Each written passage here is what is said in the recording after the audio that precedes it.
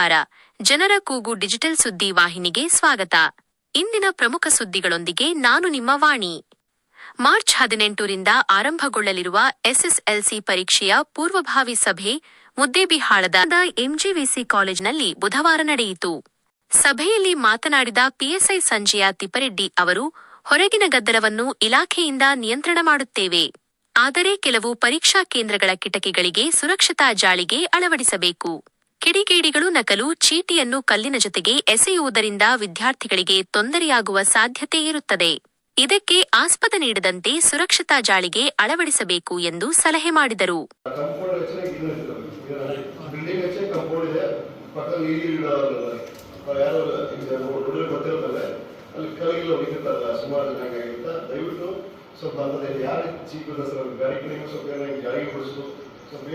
ಆಗುತ್ತೆ ಅದೊಂದು. ಮತ್ತೆ ಎಲೆಕ್ಟ್ರಿಸಿಟಿ ಔಟ್ಸೈಡ್ ನಮ್ಮ ಸಿಬ್ಬಂದಿ ಚೇರನ್ನು ಕುಡಿಸ್ಬಿಟ್ಟಿದೆ 4 ಕಿಟಕಿಗಳಲ್ಲಿ. ಅದು ಪೂರ್ತಿ ಎಕ್ಸಾಮ್ ಮುಗಿ ಮಾಡೋಣ, ಅವ್ರಿಗೆ ತೊಂದರೆ ಇಲ್ಲ, ಯಾರಿಗೂ ತೊಂದರೆ ಇಲ್ಲ.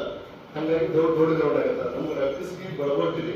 ಮತ್ತೆ UBC ಒಳಗೆ ದೊಡ್ಡ ಗ್ರೌಂಡ್ ಆಗುತ್ತಲ್ಲ, ಈ UBC ಸೆಕೆಂಡ್ ಇರ್ತೀವಿ ನಾವು, ಸಿಬ್ಬಂದಿ ಜಾಸ್ತಿ ಹಾಕ್ಬೋದಲ್ಲ. ಮತ್ತೆ ಬಸವಪುರ ಸರ್, ಆಕ್ಚುಲಿ ಬಸವಪುರ ದೊಡ್ಡ ಗ್ರೌಂಡ್ ಆಗುತ್ತೆ, ಅದು ಬಿ ಸೇಫಲ್ ಇರ್ತದೆ. ತಹಶೀಲ್ದಾರ್ ಕೀರ್ತಿ ಚಾಲಕ್ ಮಾತನಾಡಿ, ಪರೀಕ್ಷೆಗಳು ಪಾರದರ್ಶಕವಾಗಿ ಜರುಗಬೇಕು. ನಿಯೋಜಿತ ಅಧಿಕಾರಿಗಳು ಉದಾಸೀನ ಮಾಡದೆ ನಮ್ಮ ಶೈಕ್ಷಣಿಕ ತಾಲೂಕಿನ ಹೆಸರನ್ನು ಉಳಿಸುವ ಕಾರ್ಯ ಮಾಡಬೇಕು ಎಂದು ಹೇಳಿದರು.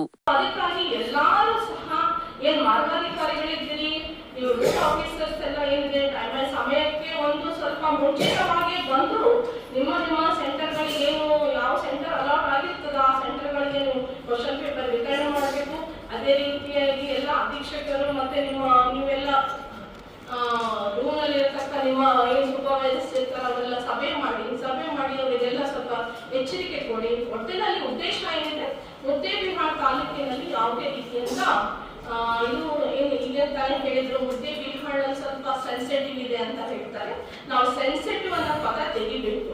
ಯಾಕಂದ್ರೆ ಬಿಗಿನಿಂಗ್ ಇಂದಾನೆ ನಾವು PUC ಎಕ್ಸಾಮ್ ಮಾಡೋ ಟೈಮ್ನಲ್ಲಿ ನಾನು ಪೇಪರ್ನಲ್ಲಿ ನೋಡಿದೆ, PUC ಎಕ್ಸಾಮ್ ನಲ್ಲಿ ಚೆನ್ನಾಗಿ ನಡೀತಾ ಇದೆ, ಯಾವುದೇ ರೀತಿಯ ಗೊಂದಲವಿಲ್ಲದೆ ಪಾರದರ್ಶಕವಾಗಿ ಎಕ್ಸಾಮ್ ನಡೀತಾ ಇದೆ ಅಂತ ಒಂದು ಹೇಳಿಕೆ ಅಂತ ನಾನು ನೋಡಿದೆ.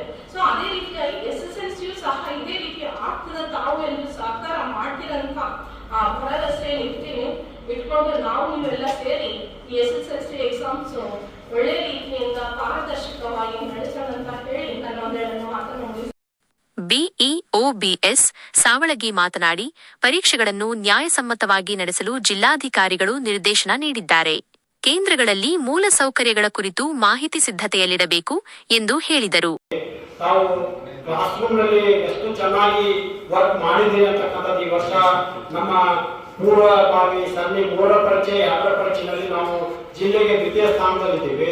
ಉತ್ತಮವಾಗಿರ್ತಕ್ಕಂಥ ತಯಾರಿಯನ್ನು ತಾವೆಲ್ಲರೂ ನಾವು ಎಲ್ಲ ಮಾಡಿದ್ವಿ.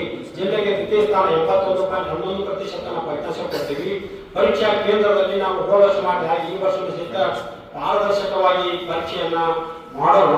ಮಕ್ಕಳಿಗೆ ಏನು ಕಲಿಸಬೇಕಾಗಿರ್ತದೆ ಅದನ್ನು ಇನ್ನೂವರೆಗೆ ನೀವು ಇನ್ನೂ 80 ದಿನ ಪರೀಕ್ಷೆ ಮುಗಿದ ತಕ್ಷಣ ಮುಂದಿನ ಪರೀಕ್ಷೆ ತಯಾರಿ ಶಾಲೆ ಕರೆಸ್ಕೊಂಡು ಪರೀಕ್ಷಾ ದಿನಗಳಲ್ಲೂ ಸಹಿತ ಮಕ್ಕಳನ್ನ ಕರೆಸ್ಕೊಂಡು ಮಾರ್ಗದರ್ಶನ ತರಗತಿ ಕೊಟ್ಟರೆ ಶಾಲೆಯಲ್ಲಿ ಮಾಡಿ, ಅದರ ಪರೀಕ್ಷಾ ಕೇಂದ್ರದಲ್ಲಿ ಯಾವುದೇ ರೀತಿಯ ಅವ್ಯವಹಾರ, ಚೀಟಿ, ಕಾಪಿ, ಮೊಬೈಲು ಯಾವುದೇ ರೀತಿಯ ಘಟನೆಗಳು ಆಗಬಾರ್ದು.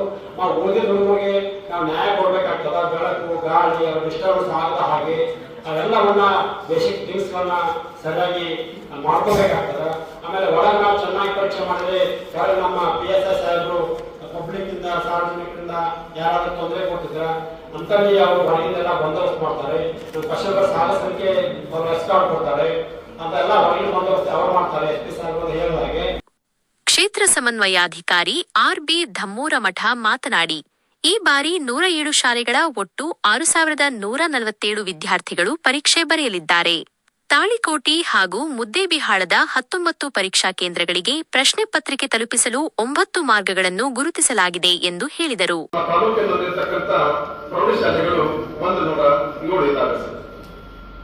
ಹೀಗಾಗಿ ಈ ಸಲದ SSLC ಪರೀಕ್ಷೆಗೆ ನಮ್ಮ ತಾಲೂಕಿನಿಂದ 6147 ವಿದ್ಯಾರ್ಥಿಗಳು ಪರೀಕ್ಷೆಯನ್ನು ನೋಂದಾಯಿಸಿಕೊಂಡಿದ್ದು ಪರೀಕ್ಷೆಗೆ ಸಂಪೂರ್ಣವಾಗಿ ಸನ್ನದ್ಧತೆಯನ್ನು ನಾವು ಮಾಡಿಕೊಳ್ಳಲಾಗಿದೆ.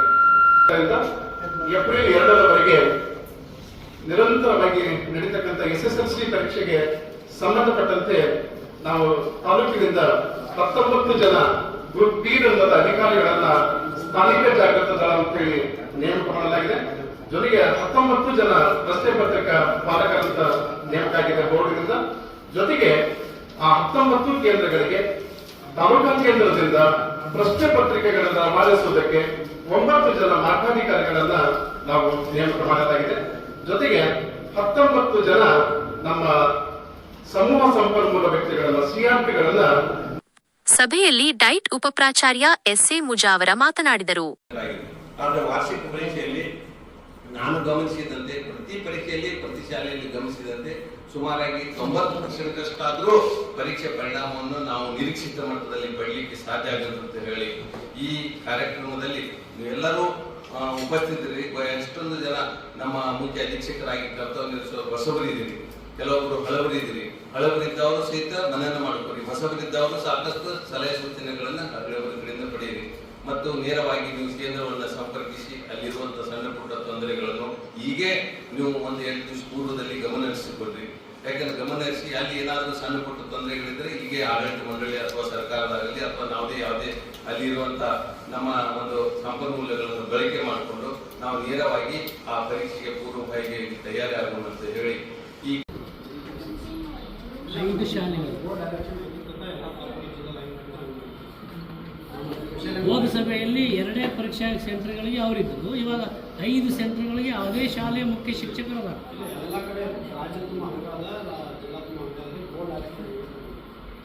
ನಿಮ್ಮ ಮಂಡಳಿ ನಿರ್ದೇಶನ ಹಂಗೆ ಇದೆ, ಅದೇ ಶಾಲೆ.